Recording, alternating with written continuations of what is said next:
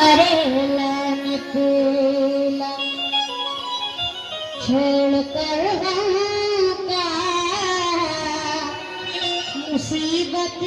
का झमेला निकला एक दीवाना तड़प के सदा देता था जाने वालों से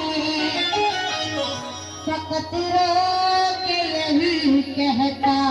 था उस मंजर अलगले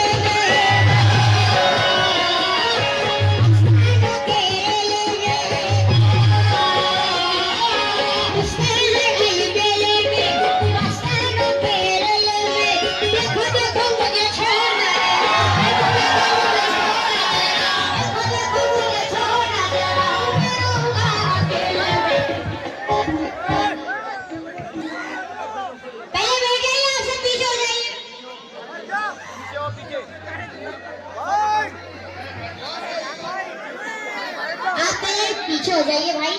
और बैठ जाइए।